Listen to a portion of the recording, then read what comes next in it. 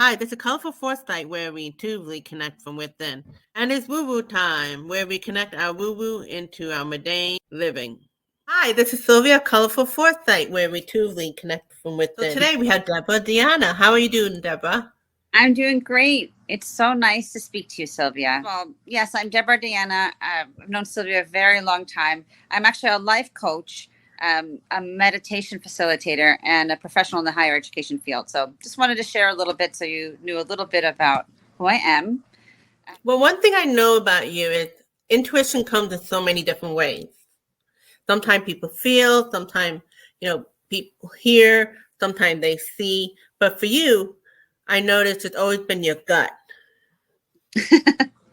I am that gut feeling kind of a gal. I think really what that is since I was very young, I always been a feeler. So meaning like the universe communicates to me through my body and particularly my gut, which everybody has, by the way. We all have a gut knowing, but I've always been connected very much with for it, which has brought me wonderful things, but it's also protected me from things that don't feel good.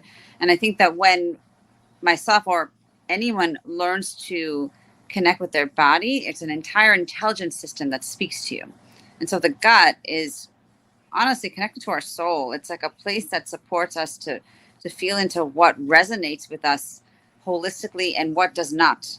If we pay attention to our bodies, they're communicating to us at all times. It's interesting. What I learned from you is even though we all have that gut feeling, some people may some people like yourself are more aware of it. Like for me, I might not pay attention to my body. That's something I'm learning to do more. So I tend to listen to my intuition because my intuition will tell me do this when my personality will say I don't want to. But because I have the relationship with my intuition, like you have your relationship with your gut feeling that you trust, it's like very helpful, especially when I'm saying no to something, but my intuition saying yes to something. And I'm like, oh, okay. So how could you apply that to your situation when it comes to like feeling it in your body? Yeah, I mean, listen, I'm definitely an overthinker by nature. Gemini, everything, just I rapid. know. And um, I have intellect and reason, and also definitely intuition. But for me, I can think something, but when I close my eyes or just am still in Right. meditation, taking deep breaths, the truth will always come out, and the truth comes out for me very clearly in my gut area, which again, anybody can access it. It's just something that I'm a strong presence to. So I can be wanting something, desiring something, wanting to control an outcome. But when I sit still and listen to my gut, it's going to tell me the truth, even if I don't want to hear it. Mm. It is understanding our senses, right? So Mm-hmm.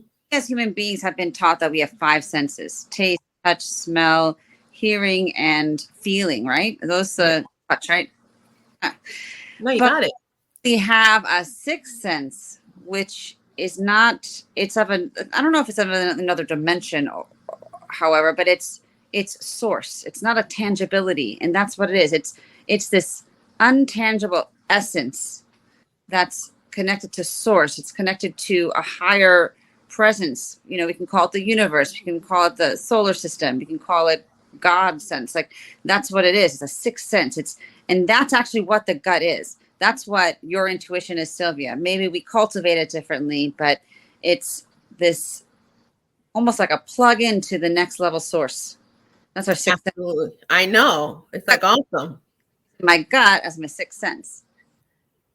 Well, like I said, even though we all have that all five and six senses, because we are individual, maybe certain things, um, I don't know if we're more stronger or just more aware or because we are individual.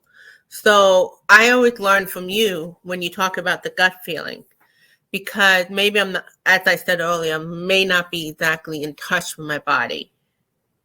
So it brought awareness for me to go, oh, when I'm feeling this, you know what I mean?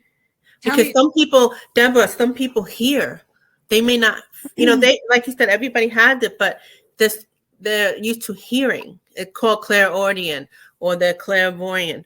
But I think the body called claircognizant. I'm not sure, but that is so helpful in so many areas.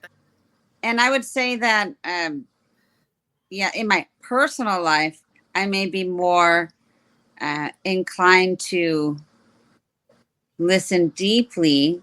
And I think in my professional life, especially in higher education, which is still of the world, right? Spirit beings in the world, but not of the world. We have current systems, right? And the higher education system is plugged into the government, is plugged into environment. It's like we have an ecosystem of how our systems are. And I'll probably talk about systems a lot because I believe in it in many ways. So I can listen to my gut in my professional career, but I will say it may look a little different, right? It's still going to come out with the language of where I am and having to keep certain, just being very mindful of sharing with other professionals with their own unique backgrounds. But it's definitely not a place where you light a fire and talk to God, And Yeah, yeah. By the way, do you and I know people do get the chills, but some people get it more than others. Do you get that too? The chills when something rings through? Yes, I get goosebumps. I get flat goosebumps, and also when something feels really good, I get goosebumps. But Yeah. yes, I can have a conversation with you, Sylvia, or somebody, and then like the confirmation that intuitive is getting those goosebumps, which sometimes I think it's the angels talking. I like to think that too. Yeah, so that's, it's just a nice conversation to have in regard how we work with our gut feeling, whether it's personal or in your career.